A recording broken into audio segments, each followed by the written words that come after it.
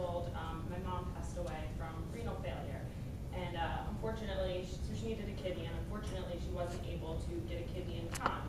But it was that moment in my life that I vowed to become an organ donor, to give life in any way that I could possible. So about a month later, my high school held a blood drive, and that is 17-year-old me after giving my first of many pints of blood.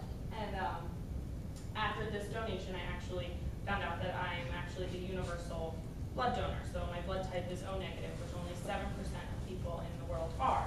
And being the universal blood donor, this means that any blood type can actually accept my blood type.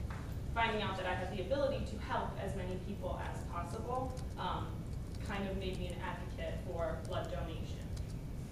So that's what I want to talk to you guys about today. I'm going to go over the demand for blood, how much blood is actually needed daily, why does this matter?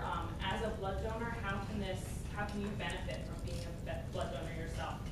And then I'm going to close up with what you can do to help and actually donating blood. I'll go over the process. It's a very simple process. People might think it's a little bit more complicated, so I'll explain to you how you can actually go about donating blood. So the demand by individual. About 35 million people are admitted to hospitals annually, and out of those 35 million people, about 5 million need blood. And this is just by individual. This doesn't go to say each individual might need more than just one donation, one pint of blood. So to go into more detail, about 41,000 blood donations, which again is a pint of blood, are needed daily. So if I take this one step further into a week, that's just under 300,000 blood donations needed. And again, another step further, after 4 weeks or a month, over 1 million blood donations are actually needed per month. Every 2 seconds, somebody in the world needs blood. In that moment that I just paused there, somebody needed blood. By the time that I'm done this speech, of nearly 300 people will actually need blood donation. 1 in 7 people that walk into a hospital will need blood. So this isn't a very big class, there's 11 of us. So if we just take this half of the room, if all 7 of you were to walk into a hospital, chances are that 1 of you would need blood. So again, just to give you an idea, this is in very high demand. Why? So why should you become a blood donor? What's in it for me? Well, 1 pint of blood, there's about 10 pints of blood in the average human body. So if you donate 1, that means you are now down to 9, and it takes your body about 24 hours to rejuvenate and regenerate this blood. So you're not losing anything, and actually with this 1 pint of blood, you can save 3 lives. There are 2 main reasons why people don't donate blood is because they didn't think of it. So today my job here is to make sure everybody in this room is thinking about it. The second reason why people give for not donating blood is because they don't like needles, they're scared of needles. Actually, the blood donation process takes about 10 to 12 minutes, and you only feel the needle when it's actually being inserted. It's only a pinch, and it only takes a couple seconds, and then you don't have to see the needle at all during the entire process. There are a bunch of benefits to donating blood for the donor. The first one being that your body generates new blood, and this is actually really healthy for your heart. Blood donors are actually 88% less likely to suffer from heart attack, and they're 33% less likely to suffer any kind of cardiovascular problem. It's also good for iron deficiency.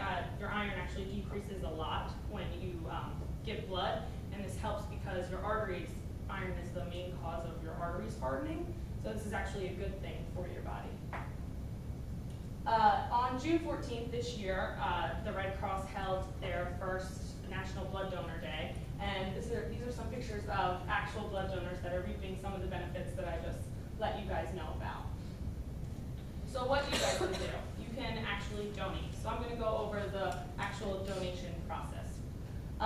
When you're getting ready for donation, the day before, you would eat your leafy greens. Like I said, it depletes your iron source, so you want to eat your iron-rich foods. You want to get a good night's sleep, and you should increase your water intake. Drink a lot of water. The actual donation process, the day of donation, you should go and you would register. You submit your ID or your donor card if you're an active donor, and they give you a mini physical. It's like a one-on-one where they'll ask you questions, they take your temperature, take your blood pressure. So this mini physical can actually also help you, because if you're deemed that you're not healthy enough to give blood, it could actually enable you to realize, oh, something's going on with me health-wise. You know, it's a free mini physical that could actually spark maybe something in you. So then you would actually get hooked up, and they would sterilize your arm, and the blood donation process, I said, is about 10 to 12 minutes.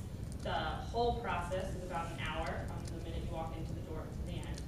And then after the donation, you would go into the waiting area, and they give you water and snacks, and ask you to stay for 10 to 15 minutes just to make sure you're not woozy and you're okay and comfortable to leave.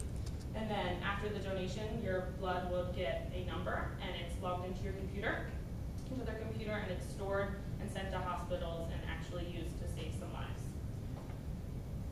Also in 2012, the Red Cross had a campaign where they sent out cameras to people who actually used and survived because of their blood donations, and these were some of the responses that they got back. This one here is with a mother and a daughter, and so is this one. So being a blood donor can actually, again, help you save real people's lives. You can see these benefits. So what I talked about today, I talked about the demand for blood. It's pretty in demand. Why does this matter? How would it benefit you being a blood donor? And what you can do to help. Donate. I actually went over the process with you guys. It's a very simple process. It's nothing complicated. I would like to close with a clip from the Mitchell family, and they're actually one of the families that were part of the 2012 Red Cross campaign. It's about a mother and a son, and the day the mother was giving birth, she actually lost a lot of blood, and she needed blood donations to survive. So this is their story.